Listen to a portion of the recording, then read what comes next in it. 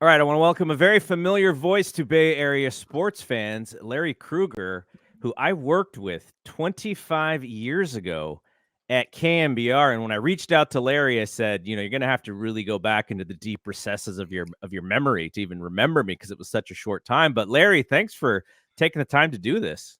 Oh, hey, Garrett, thanks for having me. Appreciate it. And yeah, man, it's been a while, but glad to see you're in the YouTube space and carving out your own path. How's life going for you? Life is great. I worked at KNBR and I'm sure you have a lot of perspective on this. And it was right in the early days of the .com boom, and I lived in San Jose, and so the pull for me was like, make $40,000 now, or try and build up to that somewhere in the radio space, which probably would have meant leaving and going to a different market. But KNBR was so influential to me because I was such a fan. Like, it was the only place where I ever wanted to intern. I remember going to Pat Olson and being like, all of my chips are in this basket. So if you say no, I'm just going to come back next semester and do it again. And so he was very nice to bring me on. I think there was only 2 interns that would come on every semester. So no, and I really loved it. And I got to see, the stuff that I was really interested in. But I also had to, I had a kid coming very quickly. And so I went and I left the space and I went to work in the Silicon Valley. And that's been my career. But what I did is I also said, I kind of took that snapshot. I was like, I kind of wonder, Larry and Chris are kind of the younger guys who are on-air talent, but everyone, and Fitz, of course, but Fitz was moving to do Warriors stuff. But I was just like, I wonder who's going to be here in 10 years. And when I thought about that and I did the 10-year look back, it was almost all the same guys in all of the same spots on the channel. It was Gary, and it was, the morning guys, and it was Rod Brooks, and it was Fitz, and it was Ralph and Tom. And, you have some perspective in that you kind of came through in that time frame when KNBR was like a juggernaut. And like, did you see the space? Did you see it like I did, which is, a lot of these guys are going to be really hard to maneuver out. Like, it's really a place for you to stay. And if you can keep audience, like, it is a place where people just become familiar. Like, think about how long Gary lasted in his job. I never thought for a second, I came to KNBR in 97 and I was 27 years old, and I never thought at all, gave any thought to, man, I wonder how long everybody will be here, or how long will it take me? I just had a lot of confidence at that point in time. And I just was like, you know what, I'm just going to do my thing, and I'm not worried about it. I was born and raised in San Francisco, went to Stewart Hall Grammar School, St. Ignatius High School, Sac State for college. And I'd already, to me, I'd already climbed many mountains at that point. It's like I'd already been scouting in the Canadian League, transitioned to a scouting job with the Arizona Cardinals, who were the Phoenix Cardinals at the time, under Joe Woolley, who was their general manager, and Buddy Ryan was our head coach. And I just kind of fell into the radio through, looking for something to do while I was scouting, because it was kind of more of like a part-time, weekend type thing. I would go around and scout West Coast football games for the Cardinals, and kind of fell into Sports Byline, and then never really thought I could be on air until I started really listening to the guys who were on air. And then I thought, you know what, these guys aren't that great. I can do this. And I started doing that at Sports Byline in like the mid 90s, like 95, 96. And literally 1 year later, KNBR took on the Raiders, took over KNBR 1050. Yes. Had a whole second channel.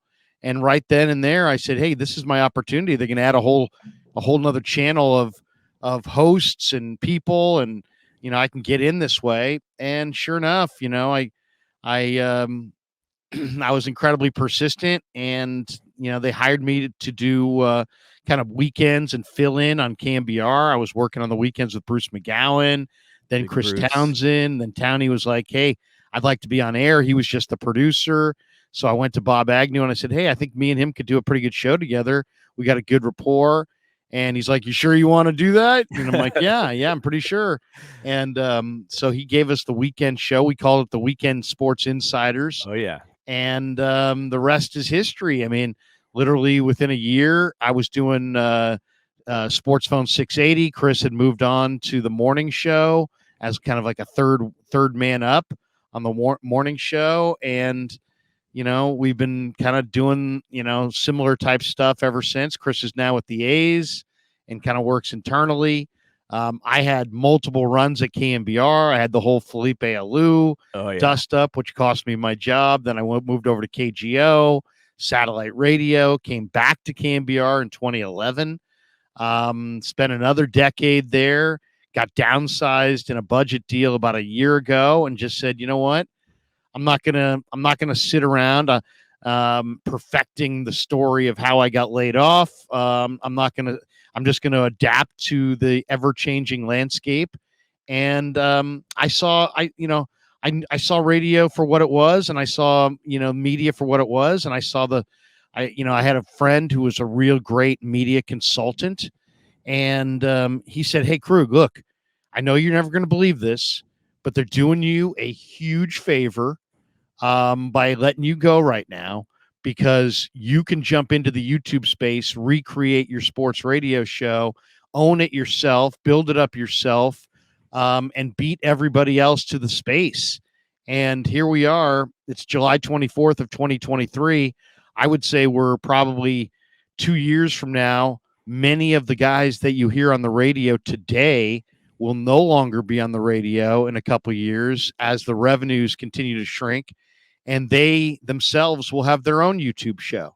And, you know, so I've been in the space for, you know, about a little bit over a year, about 15 months. We got 20,000 plus subscribers. Loving it. I'm my own boss. I make my own schedule. I can provide for my family, and, you know, the future outlook has changed quite a bit. So, you know, it's been you know, it's been a topsy-turvy thing.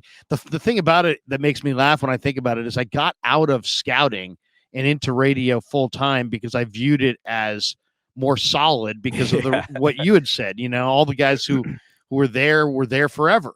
And then I looked at, you know, football scouting, and so many of these guys had broken marriages and they were on the road 35 weeks a year. And it just seemed I didn't play in the NFL. I didn't play major college football. I didn't play any college football. So I looked at it as, man, you're always going to be kind of passed over for opportunities. I really wonder what it would have been like if I had stayed in it. And I think I'd probably be pretty high up by now. But you know what?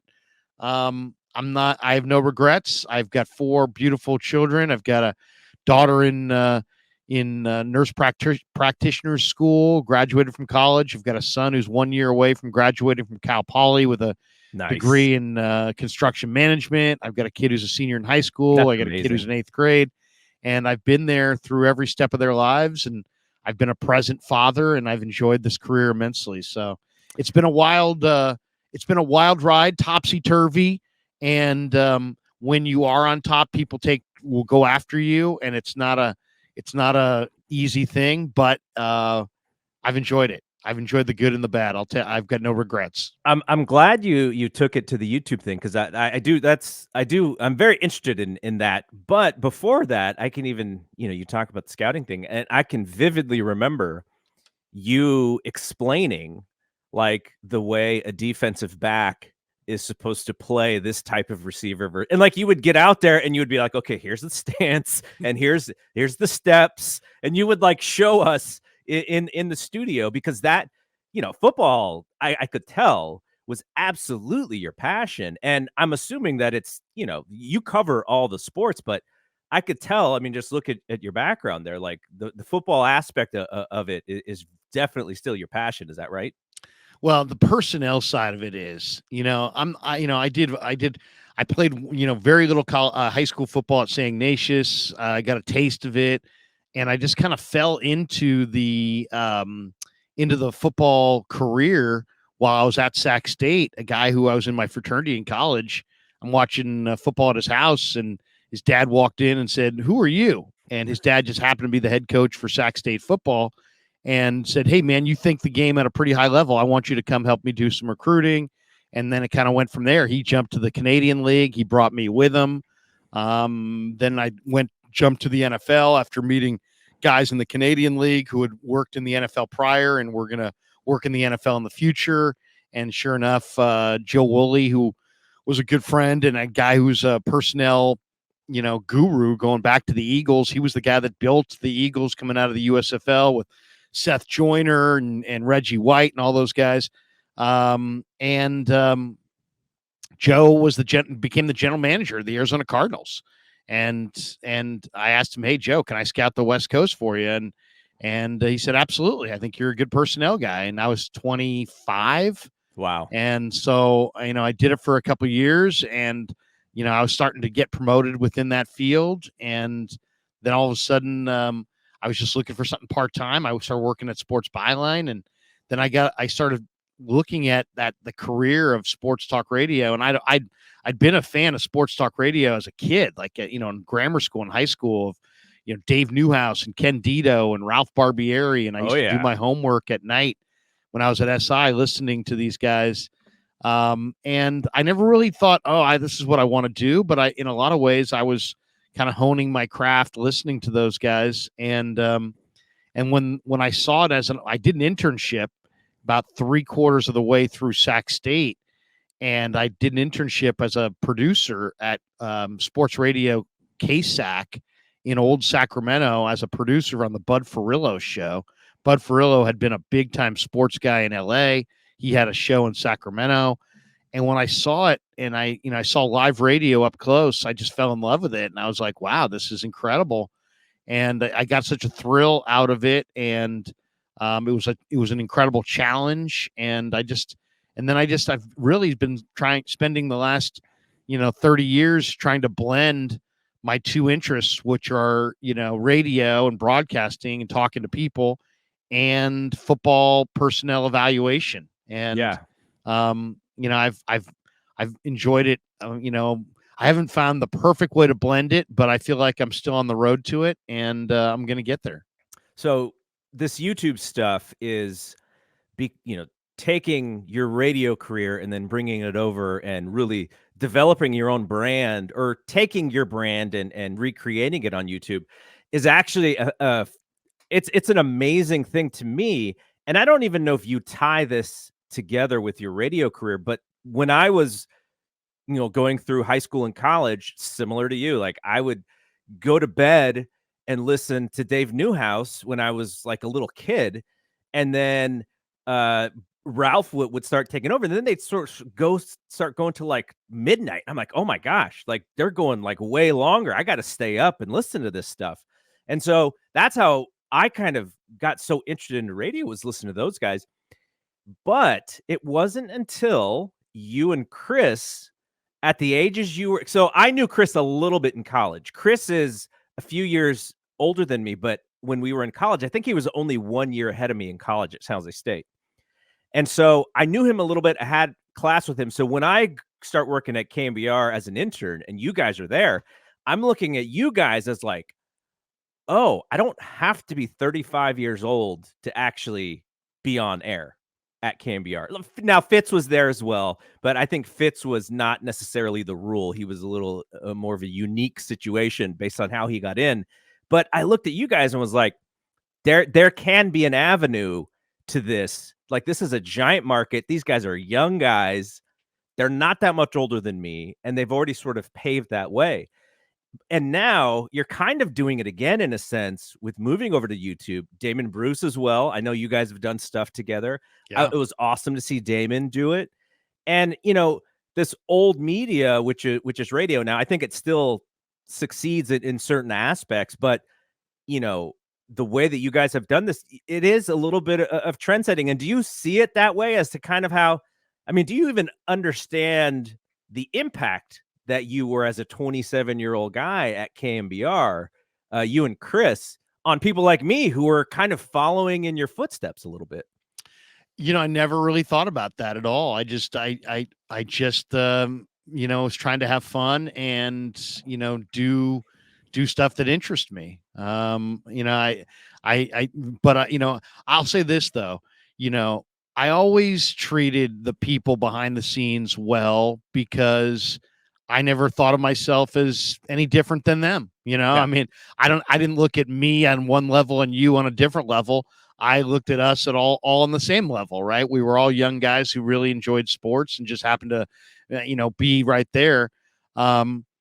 It's it's gratifying to hear that people viewed us as not pioneers, but at least as we maybe created the idea or the dream in people's minds that, hey, they could do that. I've done countless interviews through the years with young people who, hey, how do I get started in the business? Now, a lot of times I get contacted. I got contacted today by like a 13-year-old kid who has his own YouTube channel, and he's like wants me to come on. I've come on with him before, and it's like these are the kinds of guys that I'm like, wow, these are the same people that wanted to get in radio, in the 80s and 90s, and now they're want to get in the YouTube space. And it's it is amazing to me though how media has changed in that there's not a lot of, like, if you went door to door in whatever neighborhood you're in and Gate said to somebody, I'll give you $100 if you can produce a transistor radio, that has batteries and that's working. I mean, you could probably go to 25 houses before you would ever find somebody with an actual transistor radio. And if it is in the house, it's in a drawer and it probably doesn't have batteries. And you know what I mean? And it's like, the radio has transitioned from something that people had in their house to almost strictly a car thing. And now with post-pandemic, so many people working from home, no longer commuting, the total number of people listening is totally down. And so it's like, the cume for a major sports radio station, maybe 25,000 people, which is still a lot of people, but it's not the 100,000 that it was in the 80s or even before that. And now, I'm looking at Grant Cohn. I'm doing a stream with him on his channel today. He's got 62,000 subs. I'll be walking through a Safeway. People will come up to me, Krueg, hey, what's going on? And I, love the show. And I'll be like, what show are you talking about? And depending on what age they are, if they're older, I always assume that they're talking about KNBR or 95.7 The Game. If they're younger, I always assume they're talking about YouTube. But man, to a man, they'll be like, no, not the radio, the YouTube show, and it's like, I've been standing on the sideline at Niner practice, and I'll have NFL officials who are part-timing or part-time, officials will be officiating thetheir practices. And the guy will come over to me in the middle of the practice, be like, hey man, be like, yeah.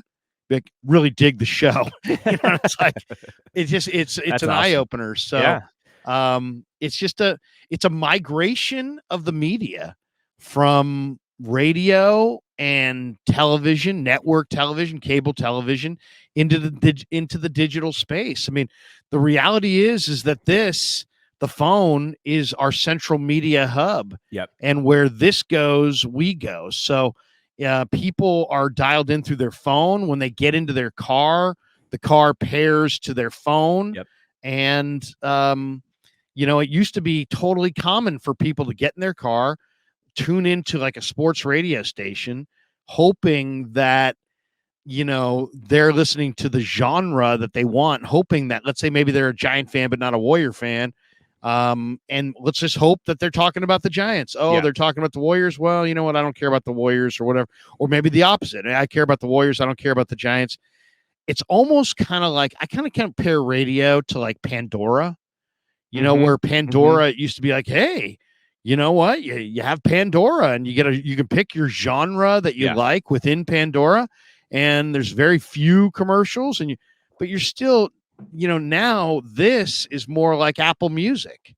Where why would you even something as advanced as Pandora?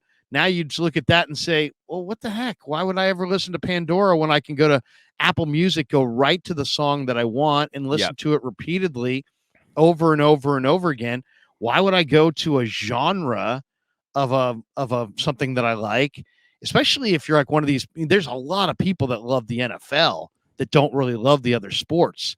So, if you're tuning into KNBR or 95.7 The Game and you're hoping they're talking Niners and they're not talking Niners, they're talking about something else besides Niners, a lot of people just tune out and go, you know what? I'll go to Niners Nation, or I'll go to, Larry's channel or Grant's channel or Dave Lombardi's channel, and I know they'll be talking Niners there, and it's uninterrupted as far as commercials, and I got a 35-minute commute, and I'll listen to 35 minutes of Niner talk uninterrupted from guys who are really following it, instead of guys that are dabbling in it in between 12-minute stop sets of commercials that are mind-numbingly boring. So why do you think, now I listened to an interview with a radio guy out of New York, the host of the Breakfast Club, which is a very popular morning show. Name is Charlemagne the God. And he was saying that, I'm sure that's his born name too. He was saying that, obviously radio is still giant as far as the amount of people that you can reach at once.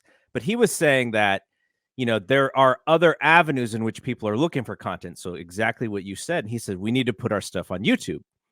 And they have done that successfully. That's how if I see anything from their Breakfast Club show, it's going to be in a YouTube clip or on an Instagram clip that I then go find the YouTube clip to listen to. I'm not tuned into New York radio, but something like KNBR, because I'm a bad fan in that right around the 2006, 2007 timeframe, I almost went exclusively to podcasts because of, commercials. And I was kind of getting sick of the drive time aspect of some of these shows, because the callers, I was like, I understand why you have callers. You need engagement, but I want to hear the hosts. I don't want to hear the callers. Like, I want to hear the hosts just talk to smart people and, people who understand what they're talking about. So I moved away and went to podcasts. But my question to you is, KNBR has a lot of smart people working there. Why isn't there this other aspect of reaching people? I know they have a website. I've seen the writing on the website, but I don't see a heavy YouTube influence or a heavy Instagram influence or a heavy TikTok. Not that I'm a TikTok user, but like, it would seem that, hey, maybe if the cume is going down, like you said, there are other avenues for us to increase our listenership or our viewership.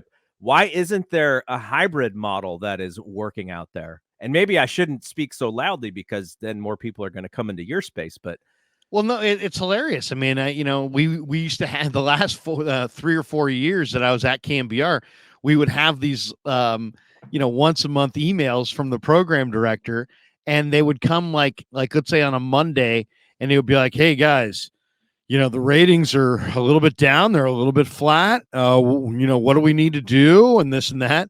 Then the next day there would be like another email going, hey, way to go to our digital department. These guys are awesome. Bob and Sam and Phil and Joe, these guys are absolutely incredible. Were they absolutely incredible? Well, they're good guys, but it was just a migration of the audience from the radio space into the digital space. Mm-hmm. And the radio guys were getting blamed for the departure, and the digital guys were getting credit for the arrivals. And it was just like, in reality, it was just a natural migration that was going on, and they should have acknowledged it at the time. And I still think they're kind of behind the times. I mean, I literally begged the KNBR program director for like 2 years to like, hey, let's get on the YouTube space. Let's get on the YouTube space. Let's get on the YouTube space. Yeah, we're trying to, we want to, but some of the hosts don't want cameras, and we're not really sure, and blah, blah, blah, blah, blah, blah. They waited till their competition was tripling up on them before they actually got into the YouTube space. They're there now, but I mean, at this point, now they're going to have to try to win back their audience, because a lot of their audience is now on to other things because they didn't give it to them in the form that they wanted it, which was the digital form. So I'm not saying I'm a genius, because I'm not. And I'm not saying they're idiots, because they're not, but I think it's safe to say that the migration is real. It's not going to change. Heck, battery operated cars may cease to have AM radio in them at all, Yeah. because of the buzz that's created by the battery. So you may not even see AM radio exist in its current form in 20 years, maybe even sooner than that.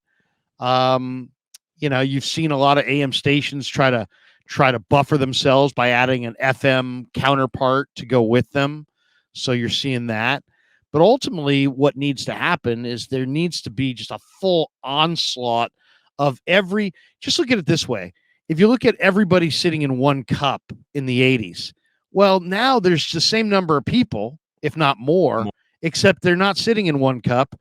Some are over on Instagram, some are on YouTube, some are on Facebook, some are on this, some are on Twitter. And what you need to do to truly be successful is you need to keep going to every single pool and individually putting your content in every single pool, and then inviting those people back to your radio station, your core competency. And that should be your game plan, and should have been your game plan for years.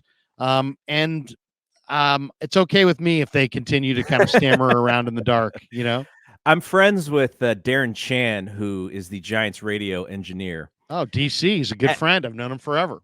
And I work in the tech industry. I'm a co-founder of a company called nextdoor.com. And I'm always looking for something to make it easy to that's kind of how tech works. Oh, let's fix this thing so it's like very easy for you to do this. And so I said, Darren, I'm watching the Giants games on TV, but I want to hear the rap. If there could be something in an app that gives me a notification that says the rap is coming, so I can listen to what is a fantastic post-game show, let's do it. Like, I would love that, because then I would just listen to every single one and I wouldn't miss it, because it's like my favorite thing about the Giants radio broadcast is that post-game show. And like telling or archive the raps so you could go, absolutely. And hey, I've been traveling in Barcelona for the last 6 weeks and I'm a diehard Giants fan. I love the best announcing team in the sport. Go give me a place where I can hear the rap continuously and kind of keep up on the dialogue. I'll spend 3, 4, 5, 6 hours, going through the raps of these games. And absolutely, you're right. Yeah. So, that's just something where I understand how hard it is to get out of what the current process is. But as shown by you, as shown by Damon Bruce, you guys are really funneling, your fans into your content. Like, if you are a Larry fan, just go to the Larry funnel and you just get Larry all the time. I think, which is really smart. And you kind of create super fans out of that as well. And with the way that media kind of works today, I can passively listen to certain things, but there are only going to be a few things that I'm going to actively listen to. And the way that you can feed me that content is something like your YouTube page or your podcast. So all that stuff is absolutely fantastic. I do want to circle back to this before we do end this, because I'm still fascinated in how the Krueg Show works. But I wanted to talk a little bit about the topics du jour of our Bay Area sports teams. You guys did a show talking about if the 49ers are overrated. And I do a show on this channel called We Want Winners, which is a play on the old Mike Singletary line. And me and my co-host, Roderick Adams, we were talking about how, if you look at the 49ers roster up and down, the depth and the star power in the roster is fantastic, except there's one glaring omission, which is the quarterback situation, unless you really believe that second-year Brock Purdy is going to be the real deal. And I know that there are some people who believe that. But you cannot put Brock Purdy up with Patrick Mahomes and say, oh, we're competing at that level with Mahomes. But what do you think about the whole quarterback situation as a 49er fan yourself, or as someone who's covered the team forever? This is kind of the quarterback is kind of the star of the entire Bay Area, with Joe and Steve and even Kaepernick and then, Jimmy G. Is that to you like the one thing that stops the 49ers from being, maybe the front runner to win the whole thing? Is just, what are we doing? What's the team doing at quarterback?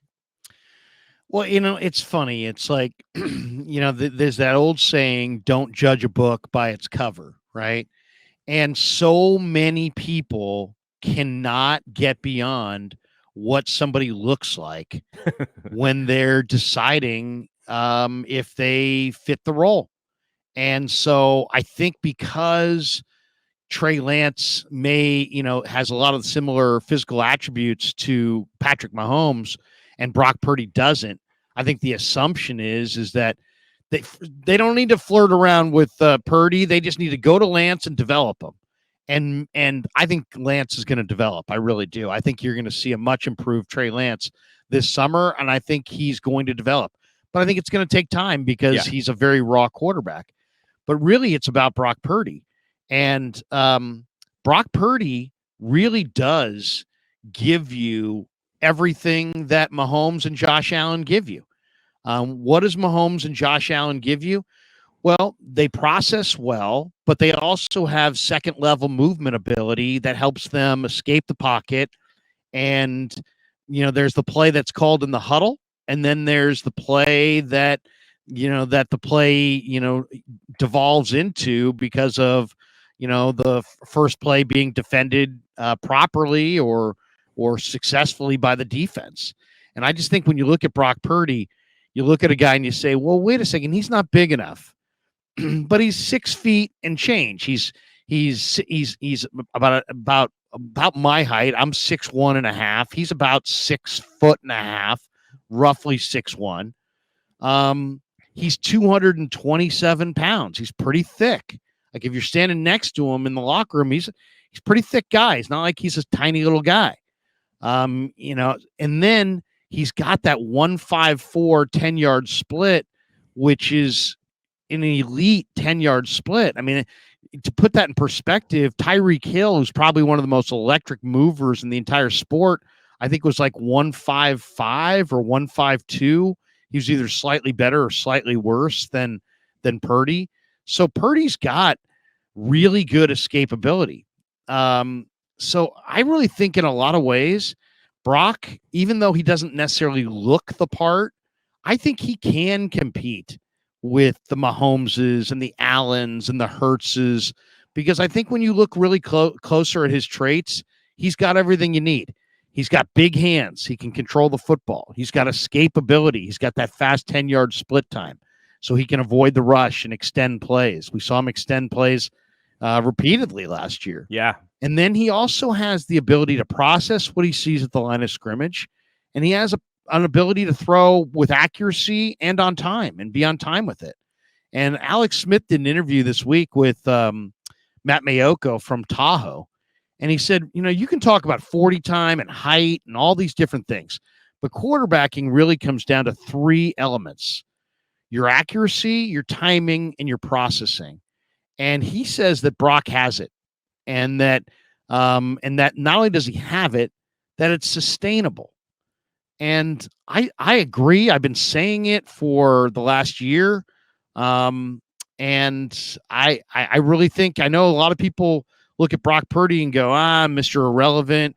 That was somebody else's mistake. Yeah. The reality is that Iowa State was nothing before he got there. They were a national power while he was there. The first year that he wasn't there, they went 1-8 inside the Big 12.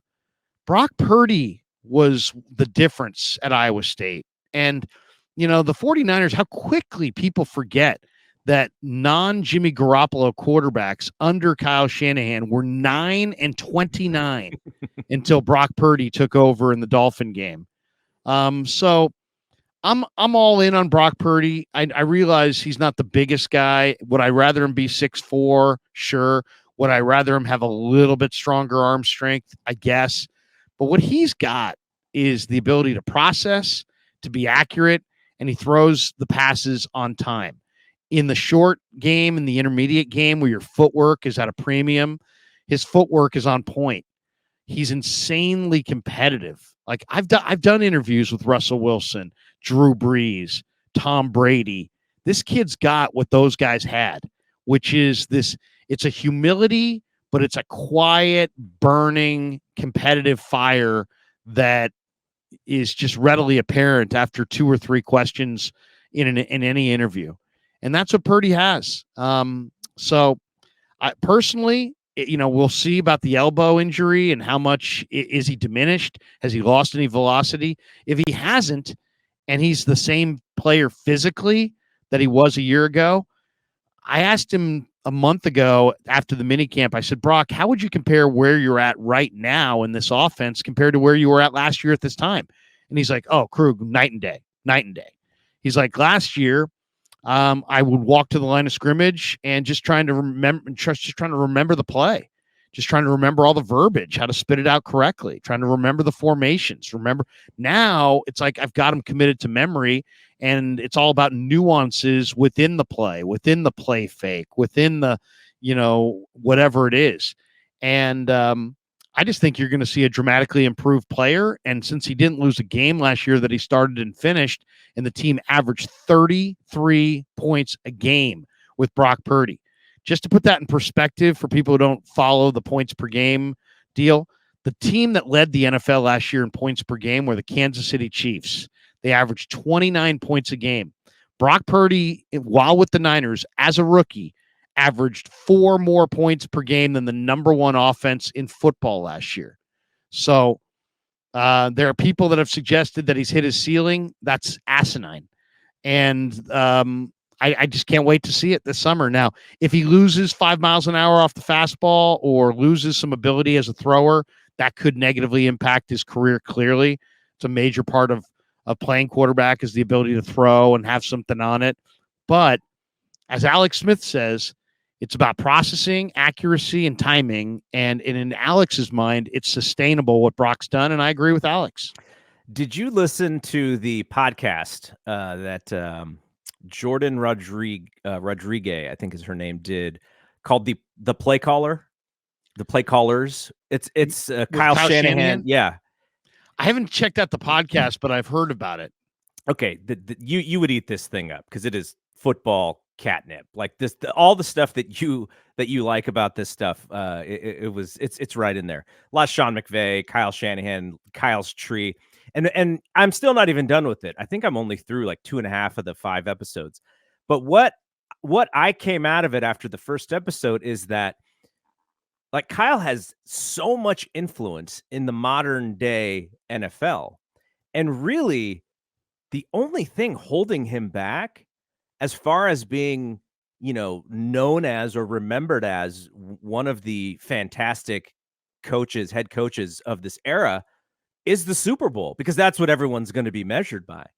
And after listening to that podcast, I was like, man, I understand how highly other coaches think about Kyle. And you listen to the broadcasters and they'll always point out how, oh yeah, up until last year, Kyle didn't even have a winning record as a head coach of the 49ers. But, it all sort of comes back to the quarterback situation because, of his prowess as a head coach and creating opportunities for playmaking. And I do wonder if this is really kind of, you go into the pandemic draft and it's like, oh, we're going to, give up the house for Trey Lance because this is what we think can be that guy. And then all of a sudden, Brock Purdy falls on your lap. And I do wonder if Kyle just sees that as like, man, this is the opportunity here for me to really have the complete vision of what my offense could be because of those things that you said about Brock. I don't think there's any doubt that Kyle's really excited about Brock because of all of his traits. And, and I think he's also excited about his quarterback room because the reality is it's a rough sport and quarterbacks get knocked out. I think the Niners outside of 2019 have gone 6 years in a row where they've used at least 3 quarterbacks to get through the regular season. So your number 2 quarterback and your number 3 quarterback do matter. And so they've got now a 2 and a 3 in Lance and Darnold, or Darnold and Lance, whatever way it shakes out, that they feel like they can win games with. And you heard Kyle tell Steve Weish in an interview this week, hey, we feel good about our quarterback room. We feel great about our team. And so, I think when last year ended and they walked out of that Lincoln Financial Field losers in the NFC Championship game, I think they vowed to just never be in that spot again where they just they ran out of quarterbacks because they got a real strong running game. They got a real strong defense. Who knows if they had a strong backup quarterback in that game that was healthy, maybe they could have beaten Philly with their backup quarterback. Who knows? I mean, it's really an NFL flaw, right? To not have that rule. Like, I mean, it's not like the 49ers mismanaged, the situation so that they ended up with a bare cupboard in the backup spot for QB. But, just the idea that this is how the game works. And you're talking about the biggest non-Super Bowl game of the year. And the 49ers have to bring in a guy who had no chance. And the NFL, they're going to pretend they care about football, but in reality, they just cared about the fact that people turned off the TV. Yeah. Because that's what happened. I'm watching it. You're watching it. People in Philly were all over it. But, if you're in the middle of the country and all of a sudden the Eagles, you probably stayed with it maybe one drive into the third quarter. And once you saw Christian McCaffrey, once you saw the 49ers, Josh Johnson knocked out of the game, you're like, all right, this thing's done, on to the rest of my day. And so if you're one of those big corporations that's cut a huge check to the NFL or to the networks to run your ad from the mid third quarter to the end of the game, you got hosed. And you probably, who knows, maybe the NFL had to do some make goods on some of those ads just because the audience wasn't there. Or maybe they didn't, but that kicked them in the butt to say, you know what, we can't have this happen again. So let's guard against us losing our money and losing our sponsors and losing popularity with our sponsors by let's throw some mechanism within the game that if the first 2 guys get hurt, a third guy just magically appears. And I think, they've done a lot to protect the quarterback in recent years. I think that's all in the same vein of they understand the connectivity between the audience and the quarterback. And so, and if you think about the NFL, the way it's televised, if as a scout, you watch sideline wide, end zone wide. But if you're watching network television, what do you get? You get a play, and then you maybe get a crowd shot. Then you get a shot of the head coach. Yeah. Then you get a close-up shot of the quarterback. And then here's another play, and then maybe a crowd shot. And then here's another head coach close-up. And here's another close-up of the quarterback's face. And that's how the game is broadcast. And thus, that's how we relate to football. And because of that, I think we put too much credence in who that quarterback is, who that head coach is. Think about it. I would say NFL is the most popular sport in America. I would say at least 75% of the dialogue is about the quarterback or the head coach. Yeah, no, I think you're right about that. Now, you've been in this market covering Bay Area sports for a very long time. We've seen 3 Giants World Series. We've seen 4 Warriors NBA championships. Since I was a senior in high school, the 49ers have not won the Super Bowl. Now, they've been back a couple times, but it still seems to me that in this market, as long as the 49ers are competitive, they are the number 1 team in this area. Do you see it that way? Well, I mean, there's enormous popularity for the Warriors and Giants, but it's the NFL that's lifted all boats, right? So the NFL is more popular than the other entities. I was talking to my nephew who lives in Boston, and Boston is a notorious Red Sox town. Yeah. And he said, Uncle Larry, it's probably kind of a little bit more Patriots than Red Sox. And it's all because of the NFL, right? New York is very much a baseball town, but I bet you the Giants are probably more popular than anybody. And the New York football Giants, that is, Giants and the Jets. And I think the same thing here in the Bay Area. It's like the Giants have an enormous popularity. The Warriors, especially with the new fans they've cultivated in their most recent run, have a huge popularity with the fans as well. But the NFL is king. And so the NFL is the only sport where, like if you turn on ESPN tonight and there's Twins Phillies, you're not watching that. But if you tune on the NFL on a Thursday night and it's Vikings Eagles, you are watching that. If you tune in the NBA and it's T-Wolves Sixers on TNT, you're probably not watching that. But if you tune in and it's Eagles Vikings, you are watching that. Sure.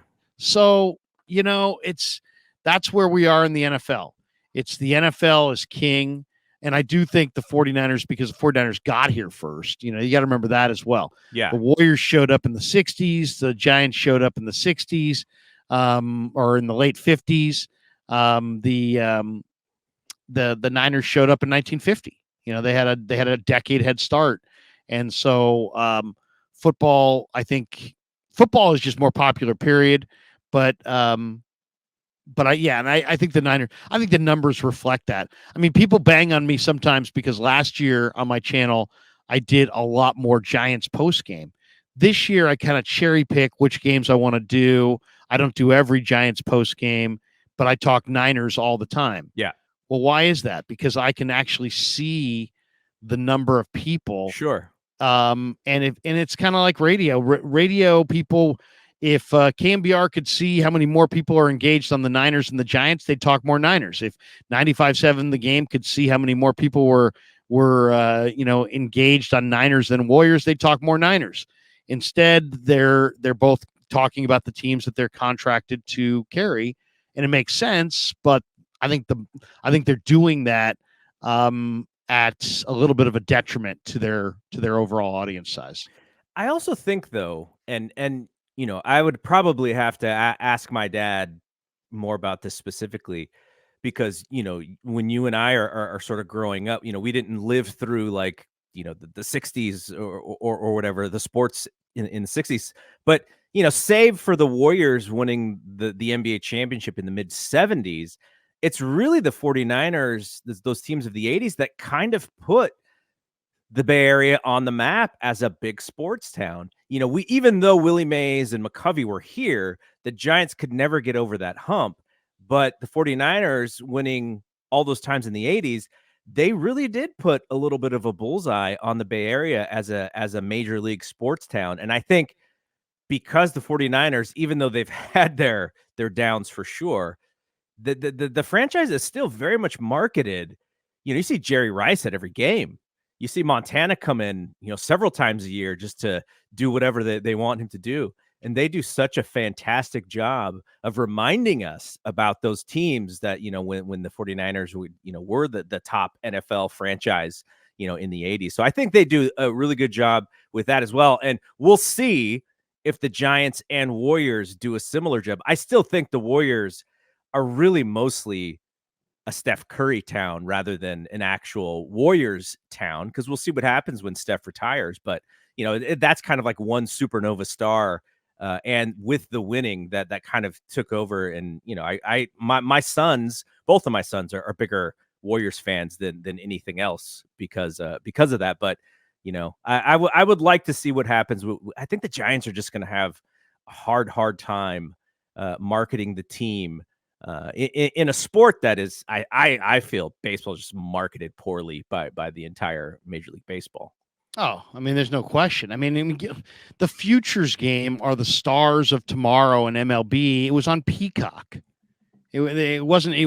Forget network TV. It wasn't on cable TV. It was on a streaming service. So, and very few people saw it. And nobody know, like you could take the top 20 baseball prospects, parade them down the middle of Main Street, USA, in any city in America. And if they weren't wearing their uniforms with their names on the back, nobody would know who any of them are. So that's the future. Those are your future stars of tomorrow that you want people to get behind, support, and follow and forget passion for them. They're total unknowns. So Rob Manfred, baseball the median age of the baseball viewer has gotten older and older and older and older, and they've done nothing about it because their revenues are staying solid because of the gambling influence and some of the partnerships they've done. But overall, baseball's less relevant with a 12-year-old today than it was a decade ago, and significantly less relevant than it was 25 years ago. So it's a real problem. And Manfred he's a lawyer, but does he have passion for the game?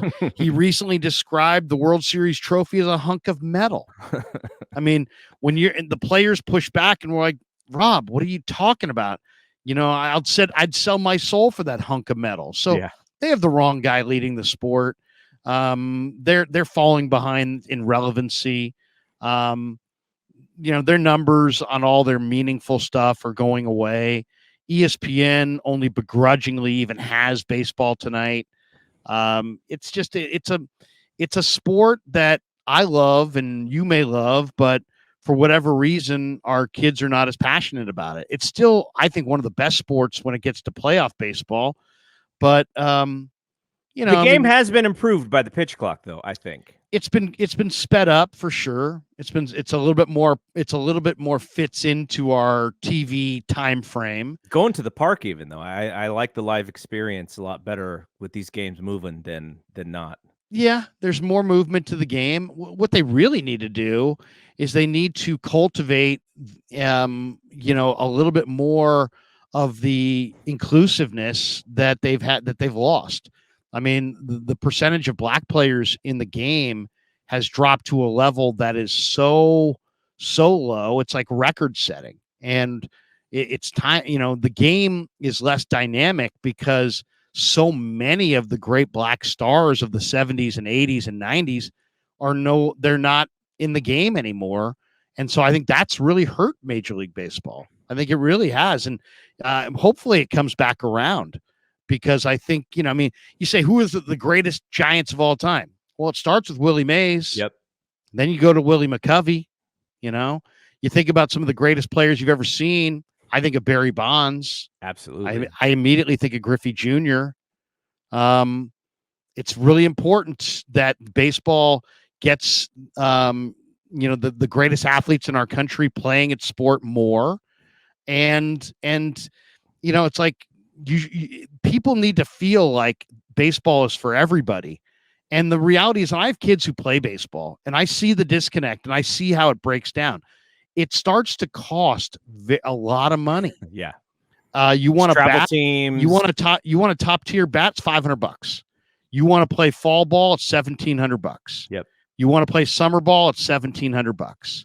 We're talking about, asking mom or dad to come out of pocket $5,000 or $10,000 a year because they want their son to be able to play baseball. Well, that's cost prohibitive and prices people out. Yeah. And it's and that's the problem.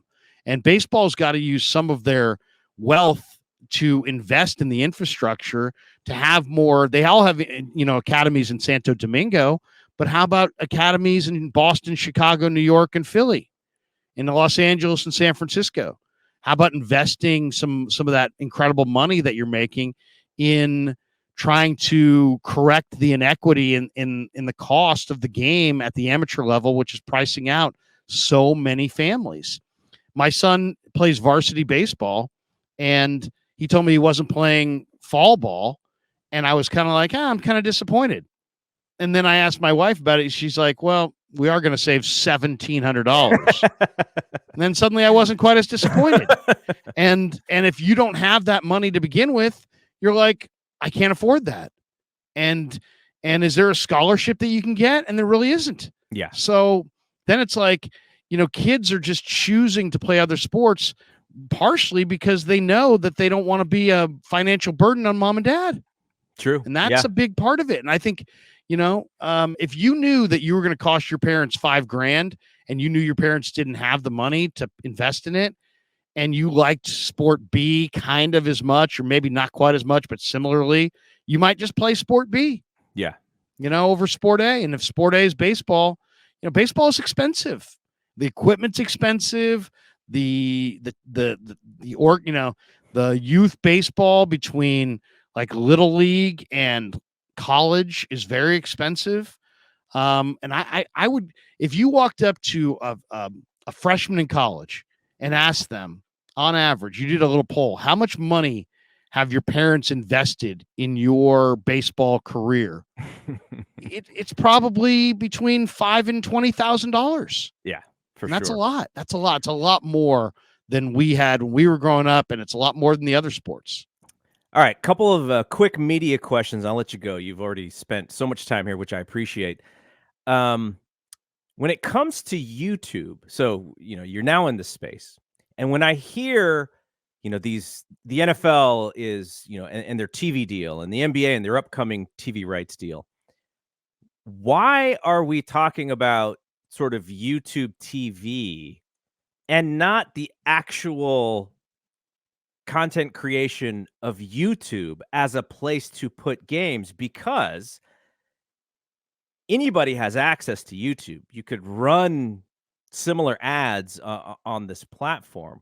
Why is it YouTube TV? Why are we trying to put games on YouTube TV, or we're trying to put games on Apple TV, and not the most widely viewed platform? It's more than television. More hours are spent watching YouTube than on an actual broadcast television. Why don't these sports leagues push towards using the regular YouTube platform, do you think? Greed. Yeah, just greed.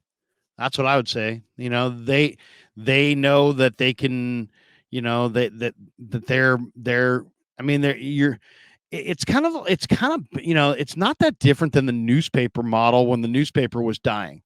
It's like some newspapers were, newspapers are always pretty cheap. And then all of a sudden it's like, well, we'll just charge a little bit more. Oh, nobody wants it if we charge more. Okay, well, maybe we'll charge the same. Oh, wait a second. Now, people aren't reading it as much. Well, now let's have a different business model, and we'll give it away for free. And it's like, I think once you're giving it away for free, you don't have anywhere to go from there. And I think that's it right there. They feel like if they put it on YouTube instead of YouTube TV, they'll be giving their product away for free. And if you give it away for free in 2023, you can't charge for it in 2024. But let's say you can put one game a week, one NBA game a week, and it doesn't even have to be, necessarily the big marquee team. But if you can actually drive people to this platform, the NBA can have their own YouTube account. They make money off of that YouTube account. But if you can actually drive eyeballs to a game that is on YouTube and you make it kind of like a big deal, I'm thinking in the aspect of, like, how do my stepkids, who are I have two 13-year-old twin boys and an 8-year-old daughter, a stepdaughter. They don't like, they're watching stuff on an iPad or whatever. They're not watching broadcast television. So as we age broadcast television up, like, there is a way to attract these young viewers. And I'm sure now my stepkids may not watch a full NBA game, because that's, that's 2 hours or whatever. But I could see my stepsons going like, oh, wow, I'm going to watch the fourth quarter of this NBA game. And they're not going to do that on normal TV as I'm watching the Warriors, at 10 at night. So I just kind of wonder, because you have the same experience that I do in this space. It just seems like you would want your sport to go where all the young eyeballs are, and maybe take a little bit of a revenue hit or a profit hit, for the aspect of growing the entire sport.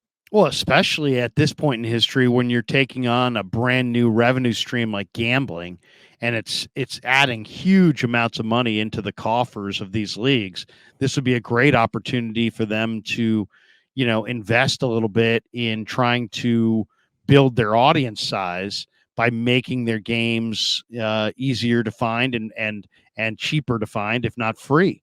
But it's a combination of greed. But I agree with you. I mean, we're also becoming kind of a highlight culture. It's not even, about, do the people want to watch it? They want to watch the highlights of it, but they don't, and they know, and there's also a lot less urgency. It's like, you and I might say, well, the game's on, we got to see it. Where our kids don't have that urgency, because everything that's worth anything will just kind of appear in a highlight form on, do I need to see Home Run Derby? No, because the highlights of it will appear on Twitter. Yeah. Well, do I need to watch the All-Star game? No, not really, because the highlights, the best moment of it will appear on Twitter or, some other. Or X. It's called X now. I don't know if you saw that. Elon No. Musk rebranded Twitter as X Today. Yeah. Though the Twitter branding is still on the website. They're still called tweets. There's still a Twitter search, but there's just an X where the little tweet bird was. Oh, okay. I didn't even notice that. And he's getting ready to monetize Twitter. I know that, for the users. I just think that ultimately that lack of, we're a highlight culture and we don't want anything, and we don't have patience or time. It's just like anything else. If I make I could have an incredible 3-hour conversation with, you name it, in sports, Farhan Zaidi, with a trade deadline coming up in 6 days. I could do a 3-hour sit down with Farhan Zaidi. Well, 3,000 people might watch that 6-hour show. But if I condense that down into a 30-minute show, now it might be watched by 10 times as many people. Or you clip the 3-minute newsworthy thing that he said. If I can clip it down to 3 minutes, 10,000 more people may watch it. If I can clip it down into 90 seconds, 1 million people may watch it. Yeah. I mean, it's, and then what happens is, the people that watch it for a minute go, oh, hey, that was really good. I'd like to watch it longer. And then I'll watch, is there a longer version of this? And that's kind of how it goes now. Yeah. So like, I remember Ralph, on KNBR used to go on and on and on and have these like half-hour long interviews. Sabian. And yeah. And it was like, you know what? People don't want a half-hour interview. They want a 7-minute tight interview. And that was like 10 years ago. Now the 7-minute interview is viewed as long, and they really just want a condensed version of it with, that gives them just the highlighted version. Yeah. Or how many times have people tuned into a podcast and it's like, yeah, I watch blankety blank podcast, but do you watch it start to finish? No, I go to the timestamp at the beginning, figure out what topic I like, and I go right to that part. Yeah. So we're just, and I do it myself. I mean, it's how busy are we as opposed to how busy do we think we are? Yeah. You're on YouTube and you're looking at videos. Somebody's got an hour-long thing with somebody. I won't click it. But if it's 5 minutes and 55 seconds, I will. Now, will you passively listen to it on a podcast when you're doing the dishes though? Like that's the cool thing about podcasts, right? If you're doing the dishes, maybe you just throw it on and you may not hear everything, but you may get a deeper. My father passed during the pandemic, and he was a huge fan of my show. And obviously my dad was born in 1937. So he was in his 80s. And I remember calling my mom about 6 months before she passed and was like, hey, does Dad listen to our show? And she goes, oh, he listens to the podcast. I said, what? Awesome. I said, what? My 83-year-old father doesn't listen to our show. He listens to the podcast. Yeah, because he likes to listen on the computer in his office when he's doing his taxes. There you go. And I'm like, and right there, it was like, ding, ding, ding, ding, ding. If my 83-year-old father didn't listen to my radio show unless he was in the car, but he would listen to the podcast version of it at his desk, doesn't that scream? And this is a guy who grew up with a transistor radio. Oh yeah. This is a guy who probably was bumped arms with Marconi himself. You know what I mean? I mean this guy. So it was an illustration to me that, you know what, people want good content. They'll always want good content, but they want it on demand in a time frame that's palatable. and they want to be able to stop it and start it and play with it. And, hey, everything's about my schedule. I've got a half hour between classes that I teach, and I'm a big Niner fan. And I started checking out the Krueg Show, and it was an hour long, but I watched a half hour, and then I went and taught my afternoon class, and then I knew I tuned out at 45 minutes. So I went back to it and I just went right back to the 45-minute part, and I just finished up. And that's how people are digesting the content today. And it's just a different world. It's a great world because people can get exactly what they want, when they want it, how they want it. But if you're stuck in the past, or if you're putting together great content, but it's not packaged the right way, the packaging matters. Mm-hmm. And you can be the best radio host ever. You could be the host that everybody loves the most. But if you're just on from 2 to 6 in the afternoon and nobody else can hear it any other way, you're not going to be as popular as if somebody podcasts it, puts it out there, puts out the highlights, lets people listen segment by segment, and gives people a better way, a more digestible way to go through the content. So it's content's king, and it always will be. And if you have good content, people will find you. But now the packaging really matters, and now you'll grow your audience or shrink your audience based on how it's packaged. All right, we can end this talking about the Krueg Show. What is your strategy as far as how often you put up shows? I'm assuming you're probably putting stuff up daily. Yeah. And are you doing a lot of live streaming? I've seen some live streams. Are you doing, just certain segments that are, regular segments? Like, what is your strategy and how you put together this channel? Well, that's a great question. I don't have a defined strategy. Like Damon, I know, like Damon Bruce likes to go live at 11 a.m. And then he likes to, do something later on. Because it fits he's got 2 little kids under 5, and it fits their nap time and his life, and it fits his life. So that's what he's doing. And I could see that being a strong play. I like to be a sports fan, and like if I'm watching NBC Sports Bay Area, or I'm watching I'm looking at my phone and it comes across the Giants just traded for Spencer Torkelson, right? I'm going live right now. Yeah, no, I'm going live right now. Great strategy. And so one of the biggest hits we got earlier this year was when we were live in the middle of the Warriors drafting Trace Jackson Davis in the second round of the draft. I had a whole live stream going. We reacted in real time to it. The stream did really well. The video on it did extraordinarily well. So I don't really have a strategy other than my initial strategy was go live in the post-game window. Mm-hmm. So every time the game was over, I came on after the Warrior games, after the Giants games, after the Niners games. I still like doing that, but now I've incorporated a lot more videos. So, like I went on vacation for a couple of weeks ago, and took my family down to Pismo in San Luis Obispo. And I told the audience in one of the live streams before I left, I said, hey, I'm going on vacation for a week, and I won't be doing any live streams.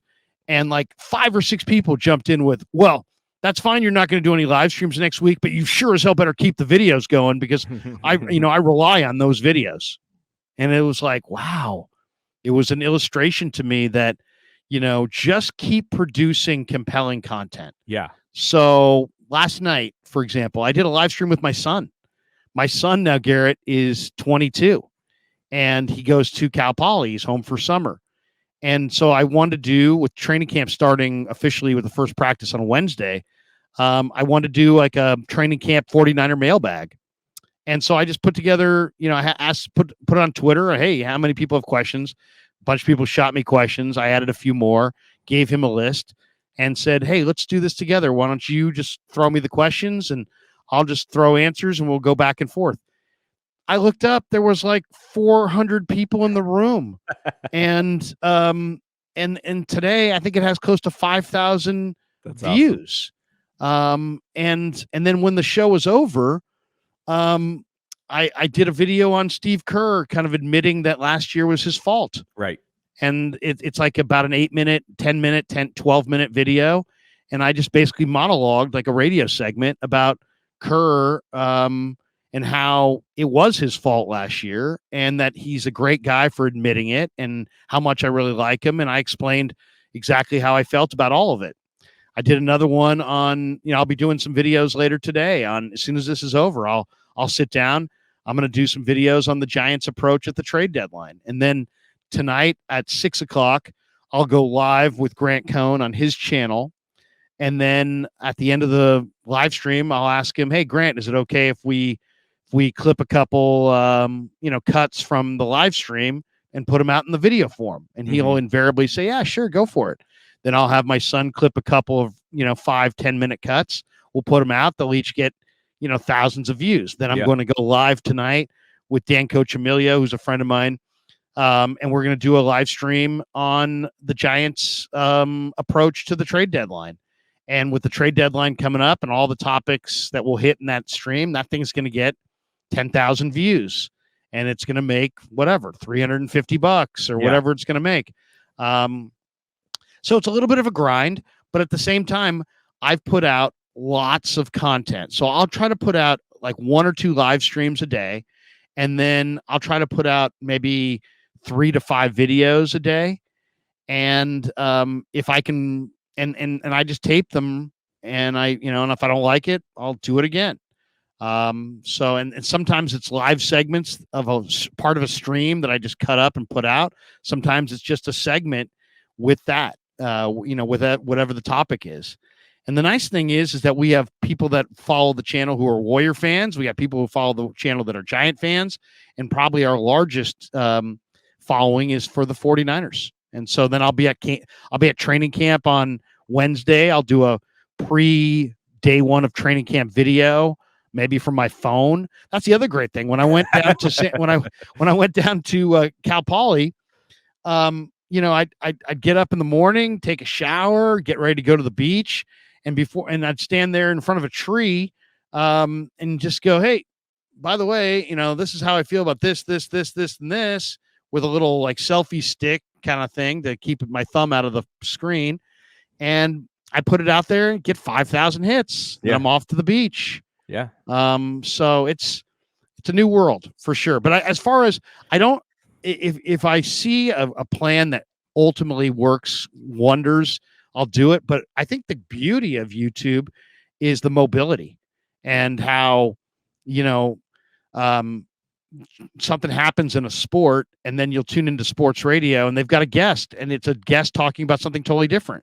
Well, they should just tell that guest goodbye. Yeah. We're now talking about this. Right. But because they're so old school thinking, they stay with that guest and the guest that they booked, and they're still talking about, college football or, college basketball, and the Giants just made a trade. And I'm sitting here live right now going, the Giants just made a trade, and I've got, here I'm giving you my opinions on it, and hundreds and hundreds of people are in the room and thousands more watch it later. So it's, I try just to be everywhere and everywhere I can be and try to produce as much compelling content as I can create, and some live streams, some taped videos. No, that's awesome. And doing the thing with your kid is a lot of fun. I do the Warrior Show that we do weekly with my kid. And like, I'm into talking to you, and I want to reach out to Chris and I have some people in media, but he's more into like the draft Substack guy who, he subscribes to. And so he's going to Summer League and he's going and talking to these people, this NBA University Twitter account, which blew up. And, he's looking at it. So it's unique that we can sort of bring 2 different perspectives to a show, and, get the old school and the new school. So it's awesome. But hey, man, I want to let you go. This was awesome. I really appreciate you doing this. And, like I said, you and Chris were kind of the guys for me. I looked at you guys as like, man, they are doing things that I would like to do now. I didn't necessarily. I moved to a different place, but I looked up to both of you guys and really appreciated how you guys treated me at KNBR, and I've been fans of both of yours pretty much since those times. So loved it, and everyone, people watching this or listening to this, they probably do know of your YouTube, but go subscribe to the Krueg Show, and so you can see all of Larry's content. Garrett, anytime you want me back, brother, just you got my cell now. Just give me a shout. I think you have my cell, and if not, I'll give it to you after this is over. But we'll connect, and I'd love to come on and help support your channel and what you're doing. So good to see you, man. It's been a while, and it's hard to believe we're all grown up now. I know. We have kids that are old, grown up kids. Yeah, I get two graduated college already for me. So. Seriously, man. I'll say this: you probably made the right financial decision going into the tech world and out of radio. But I'm glad that you're finding your way back to media, because I remember you as being very passionate about it, and it's good that you're getting to fulfill that passion in this endeavor. Yeah, it's fun. It's a ton of fun.